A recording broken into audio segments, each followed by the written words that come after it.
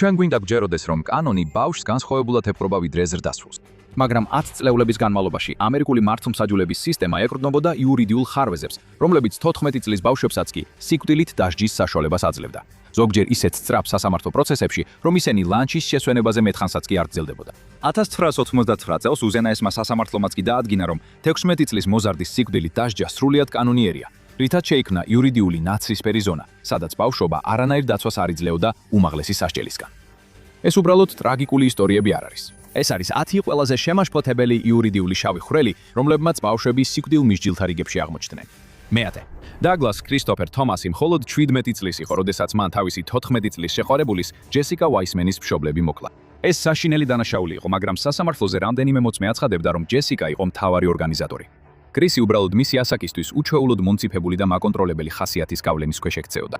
მაშინაც კი სააპელაციო სასამართლოს მოსამართლემ აღიარა, რომ ჩანაწერები ძლიერად ადასტურებს დასკვნას, რომ სწორედ ჯესიკა ვაისმენი იყო ის, ვინც მშობლების მოკლა მოისურვა და ვინც თომასი წააქეზა, რომ მისი სურვილები შეესრულებინა. ჩანაწერებში ჩანს, რომ კრისმა უარი თქვა მირანდას უფლებებზე, რაზეც ფსიქიატრმა აღნიშნა, რომ ის განვითარებით უმწიფარი იყო და ვერ იღებდა გადაწყვეტილებებს ზრდასრულის დონეზე. ასევე მიიჩნევა, რომ მისი აღიარება ადვოკატის გარეშე შესაძლოა იძულებისა და ზეწოლის ქაზეწოლა. ის ფაქტი, რომ ბავშვს შეიძლება დაკითხონ ადვოკატის გარეშე, მაშინ როცა კრისი ნარკოტიკებისა და ალკოჰოლის ზემოქმედების ქვეშ იყო, თავისთავად ხარვეზია. მაგრამ ამ დეტალებისა და ტრაუმებით სავსე ბავშვობის მიუხედავად, მას სიკვდილი მიუსაჯეს. ამ საქმემ მთელ მსოფლიოში შეშფოთება გამოიწვია, ხოლო ადამიანის უფლებათა ინსტიტუტებმა აშშ-ში გლობალურ გარიყოლად მოიხსენიეს. განვითარებულ ქვეყნად, რომელიც არ იცავს საერთაშორისო ხელშეკრულებებსა და გაეროს კონვენციებს ბავშვების მოკლის საკითხზე. ერთადერთი სხვა ქვეყნები, რომლებიც ამას აკეთებენ, არიან ირანი, ნიგერია, პაკისტანი, საუდის არაბეთი და იემენი. ჯესიკა ვაისმენი, რომელიც ამ დანაშაულის აშკარა ორგანიზატორი იყო, მხოლოდ 7 წლის შემდეგ 21 წლის ასაკში გათავისუფლდა დაკავების დაწესებულებიდან. საწესო მოსამართლე, შტატის პროკურორი, ფსიქიკური ჯანმრთელობის ექსპერტები და თვითმსხვერპლის ოჯახის წევრებიც კი არ სურდათ სიკვდილით დასჯა განხორციელებულიყო. მაგრამ იმის გამო, რასაც აქტივისტები იურიდიულ ტექნიკურ დეტალებში სამწუხარო გამორჩენას უწოდებდნენ, ვირჯინიის შტატმა 2000 წლის 10 იანვარს კრისტის ვენებში სასიკვდილო ინიექცია შეიყვანა. ის 26 წლის იყო. ხოლო რამდენიმე წლის შემდეგ უზენაესი სასამართლო დაადგენს, რომ ისეთი ადამიანის მოკლა, როგორიც კრისტია, სასტიკი და უჩვეულო. რაც შეეხება მთავარი ორგანიზატორის მსუბუქ სასჯელს, კრისტი არასდროს ყოფილა გაბოროტებული, მაგრამ სიკვდილამდე მან თქვა: მე ზღვარს ოდნავ გადავწდი, ის კი ოდნავ ქვემოთ იყო. ამას კანონით დადგენილ მკვეთრ ზღვარს ეძახიან. მეცხრე. 2005 წლამდე 22 ამერიკელი, რომლებმაც დანაშაული 18 წლამდე ასე ასაკში ჩაიდინეს, ანუ კანონით ბავშვები იყვნენ, სიკვდილით დასაჯეს. ყველა მამაკაცი იყო, ყველა სამხრეთიდან ან შუა დასავლეთიდან და ყველა 17 წლის გარდა ერთისა. მისი სახელი იყო შონ სელერსი. 1885 წლის 8 სექტემბერს შონ სელერსი 16 წლის იყო, როდესაც მან რობერტ ბაუერს ესროლა და მოკლა 36 წლის მაღაზიის თანამშრომელი ოკლაჰომას სიტიში. ბაუერმა უარი თქვა შონ სელერსისა და მისი მეგობრის რიჩარდ ჰოვარდ ბიერის მომსახურებაზე, რის გამოც მათი გიმოკლეს. მაგრამ ამით ყველაფერი არ დასრულებულა. მოგვიანებით ჰოვარდმა ჩვენებაში თქვა, რომ შონ სელერსმა მას უთხრა, რომ გასროლა მხოლოდ იმიტომ მოახდინა, რომ ციტირებით, უნდოდა გაეგო, რას გრძნობა ადამიანი, როცა ვინმეს კლავს. მკვლელობის გამოძიების მიმდინარეობისას შონ სელერსმა თავისი დედა ვონდა მოკლა. გოგონას გამოკამათის შემდეგ მან ყავაში ვივთხის საწამლავი ჩაუყარა. როდესაც ეს შედეგი არ გამოიღო, მან გეგმა შეადგინა. 1986 წლის 5 მარტს მხოლოდ საცვლებით, რათა სისხლი არ მოხვედროდა, შონ სელერსი ჩუმად შევიდა დედის საძინებელში, როცა ის ეძინა. მან ჯერ თავის მამინაცვალს რიჩარდს ესროლა და მოკლა. მისი დედა გამოიღვიძა და სანამ რამეს იტყოდა, შონმა ისიც ესროლა. იმ იმედით, რომ პოლიცია მკვლელობებს სახში შეჭრას მიაწერდა, შონმა სახლი დატოვა და ჰოვარდის სახშაში წავიდა, სადაც აღიარა, რაც ჩაიდინა. თავისი ჩვენების სანაცვლოდ ჰოვარდმა ბაუერის მკვლელობისთვის მხოლოდ 5 წლიანი პირობითი სასჯელი მიიღო. მაგრამ ეს მხოლოდ სამმაგი მკვლელობის საქმე არ იყო.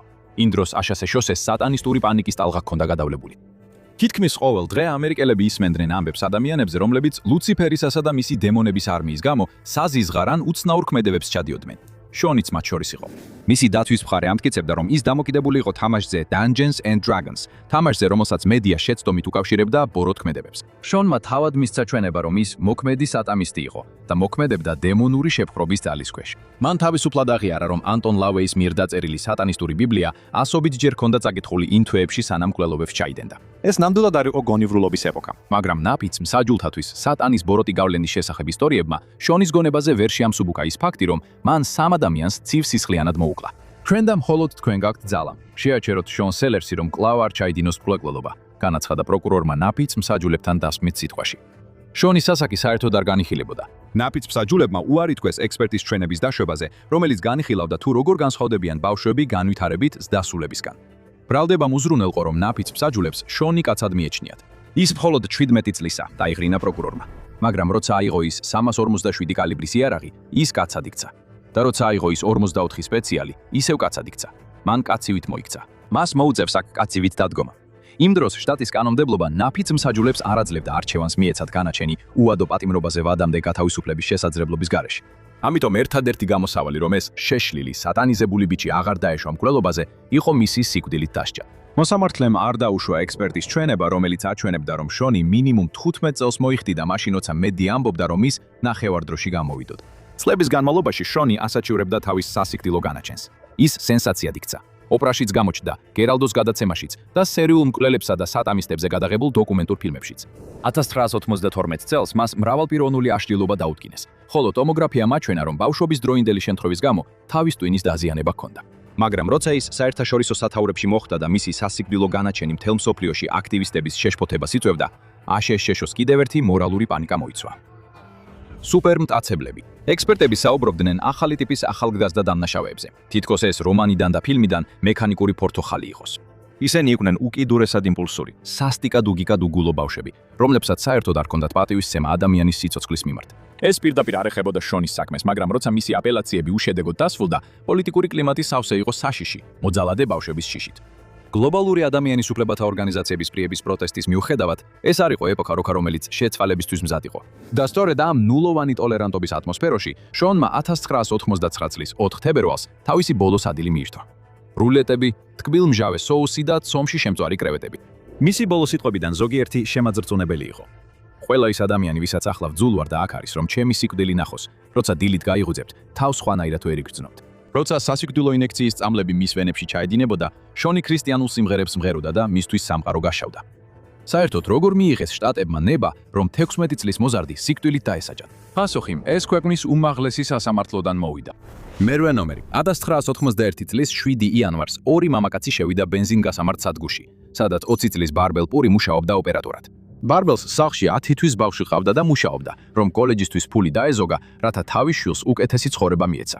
მაგრამ ეს ყველაფერი შეიცვალა, როცა მისდა საუბედუროდ კევინ სტენფორდს, რომელიც 17 წლის და 4 თვის იყო და მის მეგობარს დევიდ ბიუქენანს 16 წლის. მესამე მამაკაცი ტროი ჯონსონი მანქანაში ელოდა. იარაღის მუქარით მამაკაცებმა ის შიგნით შეიყვანეს, სადაც მინიმუმ 45 წუთის განმავლობაში საშინელი წამება მიაყენეს. მისი ტანჯვის შემდეგ მამაკაცებმა მისი მანქანა გამოიყენეს და მიღრუებულ ადგილას წაიყვანეს. წაიყვანეს, სადაც ერთი ბოლო სიგარეტის მოწევის უფლება მისცეს. შემდეგ კი სახეში და თავის უკანა ნაწილში ესროლეს. ის შიშველი დატოვეს უკანა სავარძელზე და დაბრუნდნენ ბენზინგასამართ სადგურზე, სადაც დაახლოებით 300 კოლოფი სიგარეტი, ბენზინი და მცირე რაოდენობის ფული მოიპარეს. ბიჭები მალევე დააკავეს, როცა ერთ-ერთმა მათგანმა მოპარული ნივთების გაყიდვა სცადა. 1992 წელს კევინის სიკვდილით დასჯას მიუსაჯეს, პირველი ხარისხის სოდომიის, პირველი ხარისხის ძარცვისა და მოპარული ქონების მიღებისათვის. დევიდს სამუდამო პატიმრობა მიუსაჯეს, ხოლო ტროი რამდენიმე თვე არასრულწლოვანთა დაწესებულებაში გააგზავნეს. კევინი არასრულწლოვანი იყო, მაგრამ კენტუკის უზენაესმა სასამართლომ უარყო მისი ადვოკატის მოთხოვნა, რომ მას აქვს კონსტიტუციური უფლება მკურნალობაზე. სასამართლომ დაადგინა, რომ საქმის მასალები ნათლად აჩვენებდა, ციტატა: არასრულწლოვანთა მართლმსაჯულების სისტემაში აპელანტისთვის არ არსებობდა შესაბამისი პროგრამა ან მკურნალობა. საყურადღებო გადაწყვეტილებით აშშ-ის უზენაესმა სასამართლომ დაადგინა, რომ დამნაშავეთა სიკვდილით დასჯა 16 ან 17 წლის ასაკში ჩადენილი დანაშაულებისთვის არ არღვევდა თანამედროვე მორალურ სტანდარტებს. ეს ნიშნავდა, რომ მერვე შესწორების მიერ სასტიკი და უჩვეულო სასჯელის აკრძალვა არ ვრცელდებოდა. სასამართლო მეტნაკლებად ამბობდა, რომ ამერიკა იმდენად განვითარდა, რომ არასრულწლოვანთა სიკვდილით დასჯა მისაღებად ითვლებოდა. ამ გადაწყვეტილებამ ფაქტობრივად ლეგალური გახადა 16 და 17 წლის დამნაშავეთა სიკვდილით დასჯა მთელ ქვეყანაში. ამის შედეგად 19 არასრულწლოვანი დამნაშავე სიკვდილით დასაჯეს. კევინმა გაასაჩივრა თავისი განაჩენი. საერთაშორისო ადამიანის უფლებათა ორგანიზაციებმა მიუთითეს იმ ფაქტზე, რომ მისი სასამართლო ადვოკატი ვერ დაიცვა იგი სათანადოდ, რადგან შემამსუბუქებელ გარემოებებზე არ უსაუბრია. მათ შორის ისიც, რასაც Amnesty International აღნიშნავდა. ბავშვობაში ფიზიკური ძალადობის, უყურადღებობის, სიღარიბისა და ძალადობის გარემოში ყოფნის ისტორია. აშშ-ში სამართლებრივი გაურკვევლობის პერიოდში იმ 19 დამნაშავიდან, რომლებიც ამ გადაწყვეტილების შემდეგ სიკვდილით დასაჯეს, ირონია ის იყო, რომ კევინი მათ შორის არ ყოფილა. კენტუკის გუბერნატორმა პოლ პეტონმა უარი თქვა სიკვდილით დასჯის ორდერზე ხელის მოწერაზე და 2003 წელს კევინის სასჯელი სამუდამო პატიმრობით შეცვალა. მაგრამ უზენაესმა სასამართლომ არასრულწლოვანთა ლეგალური სიკვდილით დასჯა არ გამოიგონა. მათ ეს მემკვიდრეობით მიიღეს იმ პრეცედენტიდან, რომელიც შეერთებული შტატების არსებობამდე არსებობდა. ნომერი 7.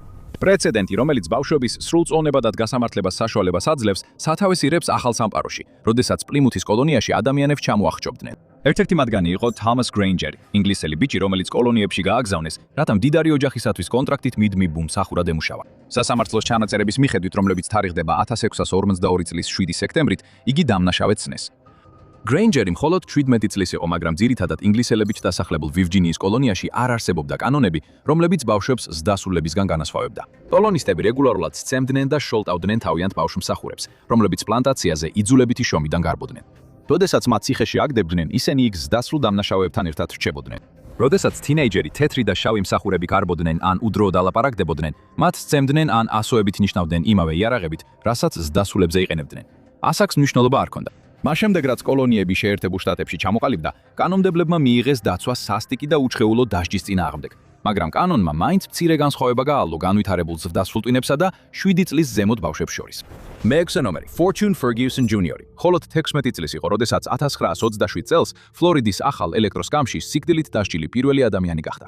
3 წლით ადრე, როდესაც ის 13 იყო, ალაჩუას ოლქის სასამართლომ მას ახალგაზრდა თეთრკანიან გოგონაზე ეგრეთ წოდებული კრიმინალური თავდასხმისთვის მსჯავრი დასტო.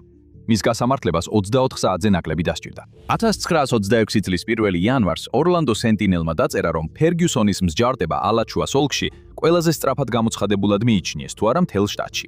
ახალგაზრდა ბიჭი რაიფორდის ციხეში სიკვდილის კამერაში მიიყვანეს, სადაც ახალი დასჯის აპარატი ელოდებოდა.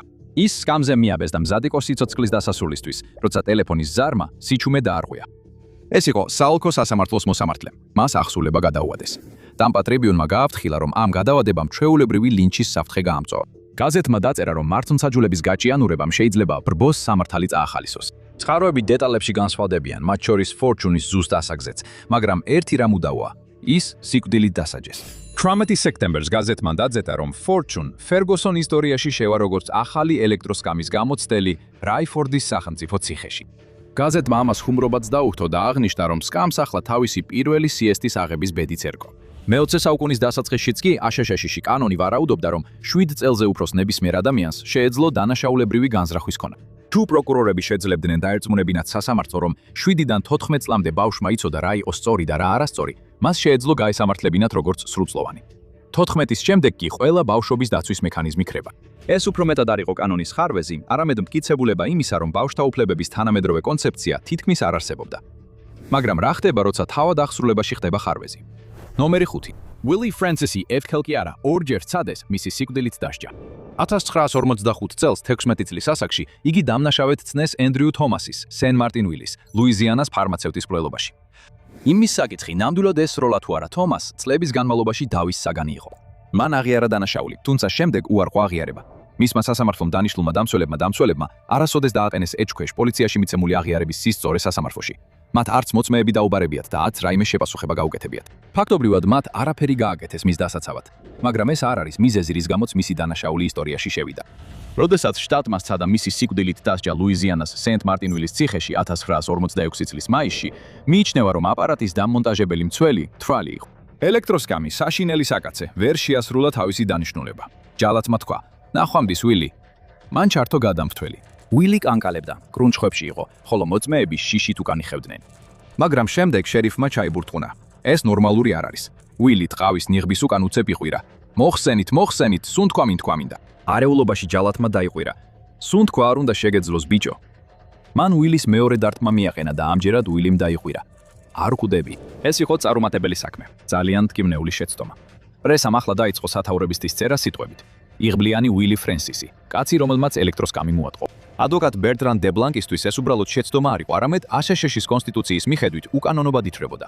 მან საქმე უზენაეს სასამართლოში მიიტანა, ამტკიცებდა, რომ ვილის მეხუთე, მერვე და მე-14 შესწორების უფლებები დაირღვა, თანაბარი დაცვის, ორმაგი დასჯის აკრძალვისა და სასტიკი და უჩვეულო სასჯელის აკრძალვის პრინციპების დარღვევით. დე ბლანკის აზრით, თავდაპირველ განაჩენში აშკარა ხარვეზები იყო და მას სურდა განაჩენენი გაუქმებულიყო.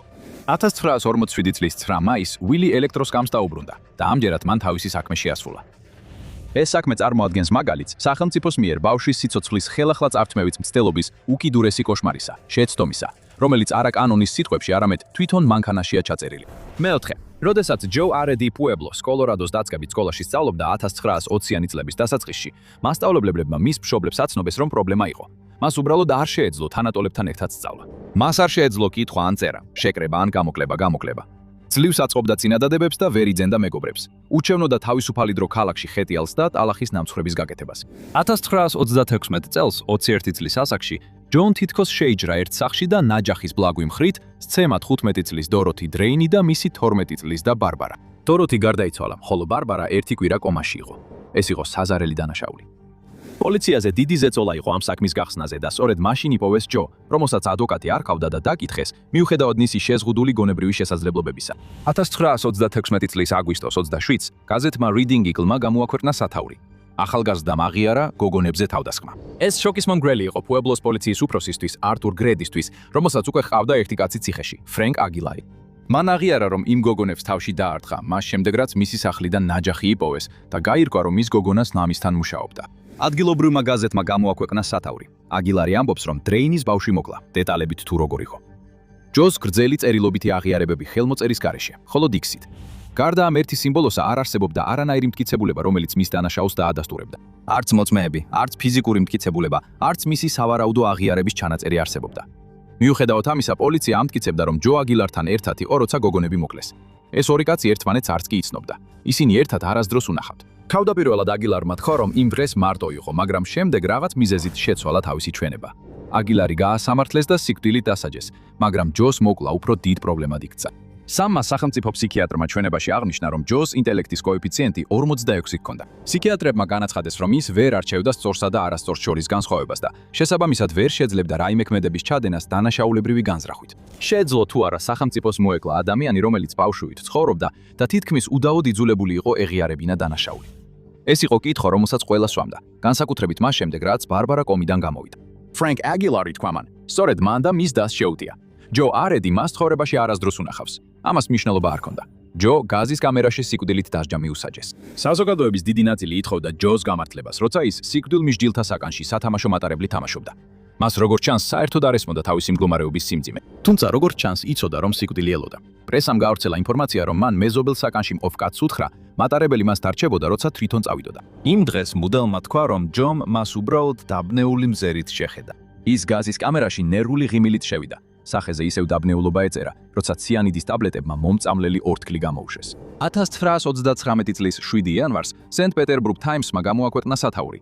სიკვდილის საკანში ყველაზე ბედნიერი ადამიანი გარდაიცვალა. ის ბედნიერი არ ყოფილა. ის ფაქტობრივად პატარა ბავშვი იყო, რომელსაც არ ესმოდა, რომ ბევრი გაბრაზებული უფროსი მის სიკვდილს ითხოვდა. ხოლო 2011 წელს მიეცა ჯოს სამართლიანობა, როდესაც კოლორადოს გუბერნატორმა ბილ რიტერმა მას შეწყალება მისცა. მან თქვა, რომ ტრაგიკული განაჩენი გამოტანილი იყო ფსიქიკური შეზღუდული შესაძლებლობის მქონე კაცის ცრუ და იდულებითი აღიარების საფუძველზე. თავრობამ ფაქტობრივად მოკლა ბიჭი პოლიციის კორუფციის გამო. თუ გონებრივი შესაძლებლობა მნიშვნელობას არ წარმოადგენდა, არსებობდა ასაკის აბსოლუტური ქვედაზღვარი. ამ კითხვაზე პასუხი დამანგრეველია. მესამე შემთხვევა 1872 წელი. ფორდ გიბსონი, ხევანდელი ოკლაჰომა შტატის მუსკოგის ოლქში. უილიამ ფეიგლი, შვედეთის მოქალაქე, შენიშნეს, როცა ადგილობრივ მაღაზიაში შევიდა საქონლის საკიდლად. შემდეგ ჯერზე, როცა ვინმე მის ნახა, უკვე მკვდარი იყო. 6 ჯერ ნასროლი, თავი ქვით ჰქონდა დამტრეული. ვიღაცამ მისი ფული და ჩექმები მოიპარა. არ არის ნათელი რა მტკიცებულებები გამოიყენეს, მაგრამ ორი კაცი მკვლელობისთვის გაასამართლეს. ჯეიმს არ სინი და უილიამ პარჩმილი, ორივე ჩეროკიერის წევრი. ჯეიმსი დააკავეს 13 წლის შემდეგ, 1885 წელს, ამერიკელმა მოადგილე მარშალმა სახელად ენდრიუსი. თავდაპირველად მან მკვლელობა უარყო, შემდეგ კი ციხიდან გაიქცა. უილიამ პარჩმილი, რომელიც ასევე ეჭვმიტანილი იყო, მსახურობდა რიგითად C ასეულში, მეორე ინდიელთა სახალხო გვარდიის, კანზასის ქვეით ჯაშში. საბოლოოდ ისიც დააკავეს. მისი ასაკი დარჩენილ დოკუმენტებში მითითებული არ არის, მაგრამ მისი სავარაუდო დანაშაულებრივი პარტნიორის ასაკი ისტორიაში შევიდოდა. ის მხოლოდ 10 წლის იყო მკვლელობის დროს. ბავშვი. ბავშვი, რომელმაც განაცხადა, რომ ის კარტის თამაშზე იმყოფებოდა, როცა უილიამმა უთხრა, გარეთ გასულიყო. როცა მათ დაინახეს ფეიგლი, უილიამმა როგორც ამბობენ, მას იარაღი მისცა და უთხრა, ესროლე მას. ჯეიმსმა მოგვიანებით თავის ბედს შეეგუა და ივნისის 26-ს, როგორც ის, ასევე უილიამი, არკანზასში ფორტ სმითში ჩამოახრჩეს. კაცი, რომელმაც მათ განაჩენი გამოუტანა, ფედერალური მოსამართლე აიზეკ პარკერი, ცნობილი იყო თავისი სიმკაცრით. ცნობილი როგორც ჩამომხრჩობი მოსამართლე, მან კიდევ 77 სიკვდილით დაჯას ზედამხედველობდა იმ ტერიტორიაზე, რომელსაც ამტკიცებდა, რომ უსაფრთხოს ხდიდა. მისი კარიერის განმავლობაში მან 160 ადამიანს სიკვდილი მიუსაჯა, მათ შორის 4 ქალს. თუმცა საბოლოოდ მხოლოდ 79 ჩამოახრჩეს. ესეთი უკიდურესი შემთხვევები ისტორიაშია ჩაფსული, მაგრამ ბავშვების მოკლის სამართლებრივი შავი ხვრელი არასდროს გამქრალა. 2005 წელს მან უბრალოდ სხვა ფორმა მიიღო.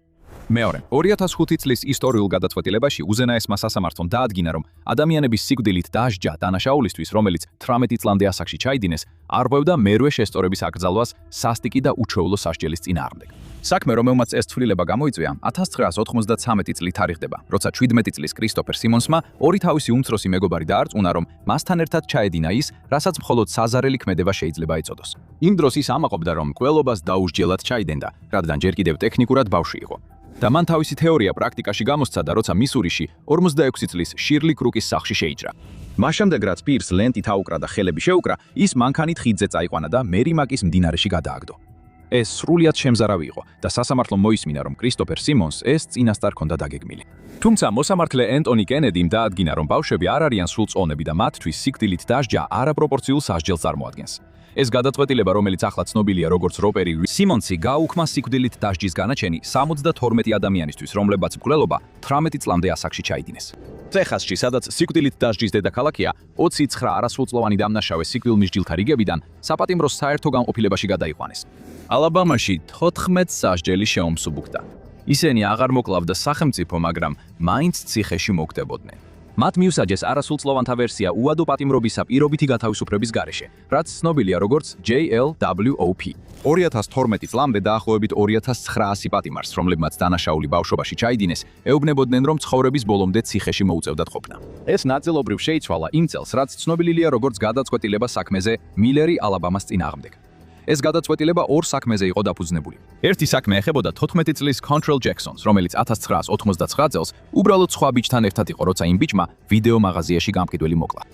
მონაწილეობის კანონის მიხედვით, მხოლოდ იქ ყოფნაც კი საკმარისი იყო პირობითი გათავისუფლების გარეშე უადო პატიმრობის მისასჯელად. მეორე საქმე ეხებოდა 14 წლის ევან მილერს ალაბამაში, რომელმაც მეგობართან ერთად 52 წლის კოულ კენონი ბეისბოლის ჯოხით ცემეს და თითქმის სიკვდილის პირას მიიყვანეს, როცა მისი მისაბმელი სახლის დაწვეს. ის კი შიგნით იყო. ალაბამასა და არკანზასის უმაღლესმა სასამართლოებმა ორივემ დაადასტურეს ეს განაჩენები. უზენაესმა სასამართლომ კი ეს გადაწყვეტილება გააუქმა და განაცხადა, რომ მერვე შესწორების მიხედვით ასეთი სასჯელი არალეგალურია. კანონი თითქოს უნდა შეცვლილიყო. უადო პატიმრობა პირობითი გათავისუფლების გარეშე ბავშვებისთვის აღარ არსებობდა, მიუხედავად დანაშაულის სიმძიმისა. ახლა აშშ-ო ისეთივე იყო, როგორც დანარჩენი განვითარებული ქვეყნები, თუმცა არა ბოლომდე. ამჟამად მხოლოდ 27 შტატმა და კოლუმბიის ოლქმა აკრძალეს უადო პატიმრობა პირებისთვის, რომლებიც 18 წლამდე არიან, პირობითი ვადამდე გათავისუფლების შესაძლებლობის გარეშე. და კიდევ 9 შტატში არც ერთი ახალგაზრდა დამნაშავე არ იხდის სასჯელს უადო პატიმრობით, პირობითი ვადამდე გათავისუფლების შესაძლებლობის გარეშე. მაგრამ სასჯელის პროექტის მიხედვით 2023 წლისთვის 2020 წლის დასაწყისში თითქმის 1500 ადამიანი იხდიდა უადო პატიმრობას პირობითი ვადამდე გათავისუფლების შესაძლებლობის გარეშე. ზოგი მათგანი წარმოუდგენლად ახალგაზრდა იყო. მაიკლ ჰოჯი, რომელიც მხოლოდ 13 წლის იყო, როცა ის თავის თინეიჯერ მეგობრებთან ერთად იმყოფებოდა, როდესაც მაღაზიის გამყიდველი მოკლეს. არ არის ნათელი, მან დააჭირა თუ არა სასახლეც თითი ან გააკეთა თუ არა ცრუ აღიარება, მაგრამ არსებული მდგომარეობით ის არასდროს გამოვაციხიდა. ის მარტო არ არის. 2007 წელს თანასწორი მართლმსაჯულების ინიციატივამ დააფიქსირა მინიმუმ 73 ბავშვი, 13 ან 14 წლის ასაკში, რომლებიც ასეთ სასჯელს იხდიან. კანონები შეიცვალა, მაგრამ ბავშვებისთვის ეს შავი ხვრელი ისევ არსებობს. ასე რომ, მართლა რამე შეიცვალა, მაგრამ ყველა ხარვეს, ხვრელსა და ინსტიტუციურ ჩავარდნას შორის ყველაზე შემაძვწუნებელია ის მომენტი, როცა სისტემა გადაწყვეტს სამართლიანობა სუფთა და უფარავი სისწრაფით ჩაანაცვლოს. პირველი შემთხვევა. 1954 წელს ორი გოგონა, ბეტი ჯუნ ბენეკერი 11 წლის და მერი ემა თემსი 8 წლის ალკოოლუში სამხრეთ კაროლინაში გაუჩინარდნენ. მოგვიანებით ისინი იპოვეს სასტიკად ნაცემები მყარი საგმით, რომელმაც მათი თავის ქალები გახვრიდა. 14 წლის ჯორჯ სტინი, რომელიც იყო მხოლოდ 5 ფუტი და 1 ინჩი სიმაღლის და 90-დან 95 ფუნტამდე წონის დააკავეს. თითქოს და მან პოლიცია მიიყვანა იმ ადგილას, სადაც იარაღი რკინის ნაჭერი ჰქონდა დამალული. მას არ ყავდა იურიდიული დამცველი, როცა პოლიციასთან მარტო დატოვეს. მისი მშობლები ან ნათესავები კი მას ვერ ნახულობდნენ, რადგან იმის შიშით, რომ ლინჩის წესით გაუსწორდებოდნენ, ეშინოდათ. სინამდვილეში მივიდა სტინების სახლთან, მაგრამ მამა უკვე სამსახურიდან იყო გათავისუფლებული და სიცოცხლის შიშით იქიდან გადასული. ჯორჯის მიერ სასამართლოს დანიშნული ადვოკატი იყო ჩარლზ პლოუდენი, ადამიანი, რომელსაც არ სურდა სიტუაციის არევა. ის ადგილობრივ თანამდებობაზე იყრიდა კენჭს. მან არ გააპროტესტა პოლიცია, რომელმაც ეს აღიარება მიიღო. არც ის ფაქტი, რომ აღიარება შეიცვალა. სასამართლო პროცესზე, რომელიც მხოლოდ 2 საათსა და ნახევარს გაგრძელდა, მან თითქმის არანაირი მცდელობა არ გამოიჩინა რაიმე სახის დაცვისთვის. ჯორჯი მარტო იყო სისტემაში, რომელიც არ ესმოდა. სისტემაში, რომელსაც ეშინოდა, რომ თუ ვინმე არ აგებდა პასუხს ამ საშინელი დანაშაულისთვის, ძალადობა დაიწყებოდა. Jim Crow-ს რასიზმის ქვეყანაში, სადაც სასამართლოს გარეთ 1000-ზე მეტი განრისხებული ადამიანი ელოდა, სრულიად თეთრკანიანმა ნაფიცმა საჯულებმა ჯორჯის სიკვდილით დასჯას მიუსაჯეს. არანაირი საჩივარი არ შეტაниლა. სასამართლო პროცესის შესახებ არანაირი წერილობითი მტკიცებულება არ არსებობს. ეს იყო ამერიკა, თავისუფლების ქვეყანა და ბავშვი გაასამართლეს ფაქტობრივად მოჩვენებით სასამართლოში. შავკანიანთა ეკლესიებმა და ადამიანის უფლებების დამცველებმა შეიწყალების თხოვნით მიმართეს გუბერნატორ ოლინ დი ჯონსტონს. მისი პასუხი იყო განცხადების სახით, რომელიც ეფუძნებოდა იმას, რაც, როგორც მან თქვა, ჯორჯმა თითქოს უთხრა მას, რომ გოგონები მოკლა. რაც კიდევ უფრო უარესია, მას სცადა ერთ-ერთი გარდაცვლილის ცხედრის შეურაცხყოფა. ეს უკანასკნელი ნაწილი აუტოფსიით არასდროს დადასტურებულა. მიიჩნევა, რომ ეს განცხადება უბრალოდ ჭორი იყო, რომელიც ჯონსტონმა მოისმინა. დასჯის დღეს 1944 წლის 16 ივნისს მისი დაპატიმრებიდან მხოლოდ 84 დღის შემდეგ ამბობენ, რომ ჯორჯმა აღიარა დაახლოებით 30 წუთით ადრე, სანამ სიკვდილით დასჯის ოთახში გადაიყვანდა. მაგრამ კვლავ, მისი სიტყვების არც ერთი ჩანაწერი არ არსებობს. მედიამ გაავრცელა ინფორმაცია, რომ მას ბიბლიაზე დაჯდომა მოუწია და ნიღაბი სწორედ იმ მომენტში ჩამოუცურდა, როცა 2004 ხატი მისი სხეულში გაიარა. ეს ნაწილი შეიძლება ჭორი იყო, მაგრამ დანარჩენი ნამდვილად ასე მოხდა. როცა ჰკითხეს, ჰქონდა თუ არა ბოლო სიტყვები, მან უპასუხა: არა ბატონო. შემდეგ ჩამთველი ჩართეს და მალევე გარდაიცვალა. ამტკიცებდნენ, რომ ის იყო ყველაზე ახალგაზრდა ადამიანი, რომელიც თანამედროვე აშშ-ში სიკვდილით დასაჯეს. მაგრამ მართლა ესე იყო? მოკლე პასუხია: არა, საერთოდ არა. სხვა შემთხვევებში ხელისუფლებამ იპოვა ხრელი თუ არა კანონში, მაშინ ეთიკური საკითხების გვერდისავლით. რადგან ჩანაწერები აჩვენებს, რომ ირვინგ ჰეჩეტი 1910 წელს ფლორიდაში სიკვდილით დასაჯეს. ის 14 წლის იყო, როცა გოგონა მოკლა და მალევე სიკვდილით დასაჯეს. იმ დროის შტატის მონაცემებით ის 15 წლის იყო. მკვლევრებმა, რომლებმაც აღწერის მონაცემები შეისწავლეს, დაადგინეს, რომ სინამდვილეში ის 14 წლის იყო. ისიც მსჯავრდებიდან სიკვდილამდე სულ რამდენიმე თვეში მივიდა. ფლორიდის შტატმა ასევე სიკვდილით დასაჯა ნეითანიელ ვოლკერი, რომელიც 14 წლის იყო, როცა 1941 წელს ქალი მოკლა. ორი ბიჭი, რომლებიც მასთან ერთად იყვნენ, 15 წლისები იყვნენ. ყველა აფროამერიკელი და ყველა სიკვდილით დასაჯეს. ამჯერად სიკვდილი უფრო ნელა მოვიდა. შესაძლოა მსჯავრდებიდან 2-დან 3 წელიწადში, მაგრამ დღევანდელი სტანდარტებით მაინც სწრაფად. ჯორჯ სტინი შეიძლება იყოს სახელი, რომელიც ყველას ესმის, მაგრამ ის აშკარად ერთ-ერთი იმ რამდენიმე ბიჭიდან იყო, რომლებიც 14 წლის ასაკში მხოლოდ რამდენიმე შტატში სიკვდილით დასაჯეს. შეიძლება იმ შემთხვევებში სიფრთხილის გამო შტატმა განზრახ არასწორად მიუთითა ასაკი და გაზეთებმა საზოგადოება დაამშვიდეს. ეს უფრო პირდაპირი მოტყუება იყო, ვიდრე რაიმე ხრელი კანონში. სასიკვდილო განაჩენი მხოლოდ განაჩენი კი არ არის, ის მთელი ქრონოლოგიაა. გაიგეთ რა ხდება მას შემდეგ, რაც მოსამართლე ჩაქუცს დაჰკრავს. თრითი დღე განაჩენის გამოტანიდან ბოლო გზამდე, როგორია სიკვდილით დასჯის განაჩენი პირველი დღიდან აღსრულებამდე. ან უყურეთ ამას მის ნაცვლად.